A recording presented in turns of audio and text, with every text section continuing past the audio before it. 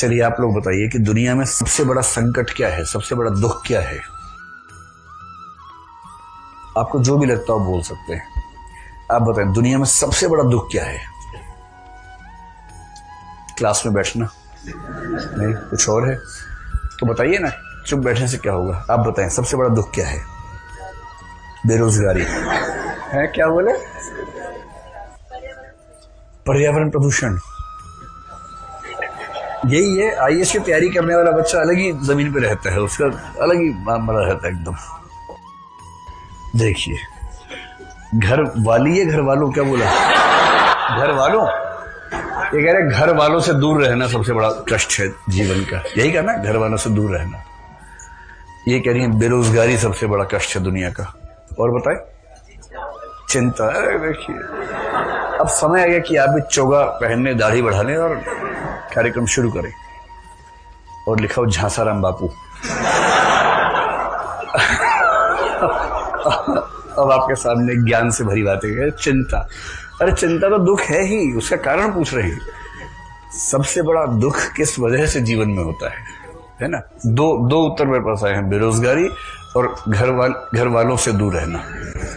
ठीक है। किसी को समझना, ये सबसे बड़ा दुख है।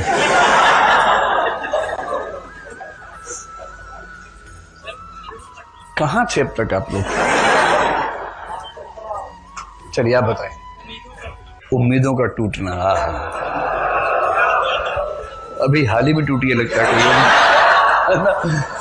ये तो एक तो जिस एंगल से बैठे हैं उससे ही लग रहा है कि आप किसी खास उम्मीद से आते हैं, तो बोर्ड की तरफ नहीं देख रहे हैं, जिस एंगल से बैठे हैं उसी से लग रहा है।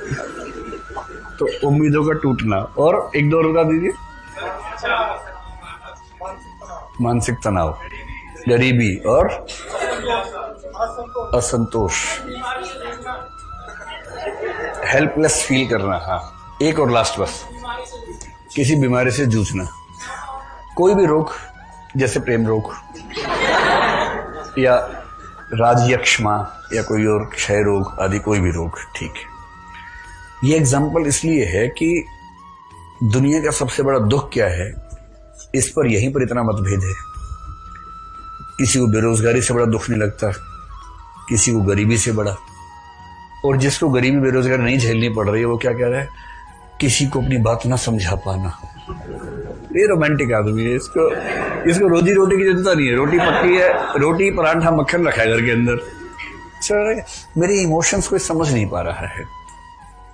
किसी को मानसिक तनाव का दुख है क्योंकि भौतिक तनाव उसके जीवन में नहीं है।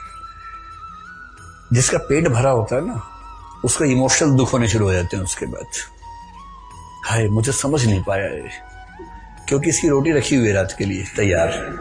रोटी ना हो तो आदमी पहले मेहनत करता है कि रोटी कम से कम कमा लूंगा रात के लिए, उसके बाद दुख खेलूंगा उसके बाद। ऐसे कैसे दुखी होगा। ठीक ऐसे ही जैसे प्रेमचंद जब 8 साल के थे उनकी मां मर गई थी। प्रेमचंद की कहानियों में जो दुख दिखते हैं ना, वो दरअसल सारे प्रेमचंद की अपनी जिंदगी के दुख हैं। 8 साल की उम्र में उनकी मां चली गई। दूध का दाम कहानी पढ़ेंगे तो जो मंगल उसमें मातृहीन बालक है उसका वर्णन पढ़ के आपको लग जाएगा कि ये ऐसे ही कोई नहीं कर सकता है। और प्रेमचंद ने एक जगह लिखा भी है कि दुनिया में सबसे बड़ा दुख किसी बच्चे का मां के बिना होना है। अपनी जिंदगी का ही दुख है। जब उनके पिता 50 साल के थे तो पिता ने दूसरी शादी कर ली और दूसरी मां से इनकी बनी नहीं बिल्कुल भी, विमाता। इससे उनकी कहानियों में आप पाएंगे ऐसा दुख कि जहां दूसरा विवाह हुआ तो बच्चे पर क्या गुजर रही है। मन्नू भंडारी की एक कहानी है, एक उपन्यास है आपका बंटी, कभी पढ़िएगा, बहुत शानदार उपन्यास है, छोटा सा है, इसी थीम पर है। फिर प्रेमचंद ने बेरोजगारी खूब देखी। पिता की मृत्यु हुई तो विमाता, अपनी पत्नी, विमाता के बच्चे, उनका सारा बोझ उनके ऊपर आ गया। अलग योजना पढ़ते हुए आपको समझ में आएगा कि प्रेमचंद ऐसी बात क्यों लिख रहे हैं, वो भाव स्पष्ट हो जाएगा। फिर प्रेमचंद की जब शादी हुई 15 साल के थे, उनके पापा ने कहा बेटा शादी करवा दे, बोले हाँ करवा दो। खुद ही अपना तंबू वंबू बनाया, खुद ही मंच बनाया, लकड़ी बांस छील के, बहुत खुश थे मेरी शादी होने वाली है। और शादी के बाद, उस जमाने में शादी के बाद पहली बार देखा जाता था, पति पत्नी एक दूसरे को देखते थे। तो शादी के बाद देखा तो जिस रस का संचार हुआ वो श्रृंगार में विभत्स था, यह भयानक रस था। मतलब उनको ऐसा लगा, तो विवाह संबंध शून्य हो गया, बात ही नहीं होती थी पत्नी से। इसलिए अनमेल विवाह या बेमेल विवाह प्रेमचंद के साहित्य की एक बहुत बड़ी समस्या है। हर रचना में आपको अनमेल विवाह के जिक्र मिल जाएंगे। और फिर बाद में उनको ये लगा कि अब मैं अगली बार शादी करूंगा। उस समय तलाक नहीं होता था, लेकिन चोरी छिपे तो हो ही जाता था। उनकी पत्नी भी अपने घर गई तो फिर लौट के नहीं आई लंबे समय तक।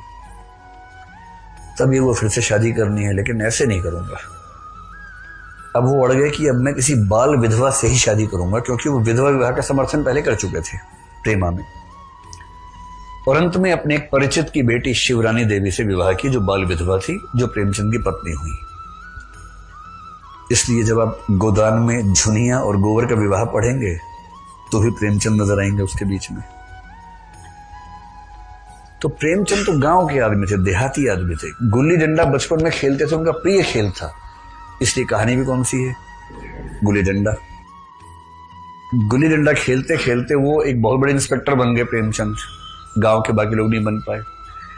इसलिए जब आप पढ़ेंगे मैं और गया, तो वो मैं कहीं ना कहीं प्रेमचंद खुद ही होते हैं। उनकी अपनी जिंदगी का ये भाव है। तो प्रेमचंद की लगभग हर कहानी में प्रेमचंद खुद बैठे हुए हैं, और प्रेमचंद गांव के आदमी हैं। इसलिए गांव की समस्याएं, असली जीवन की समस्याएं, आर्थिक समस्याएं उनके पास केंद्र में है, सामने है।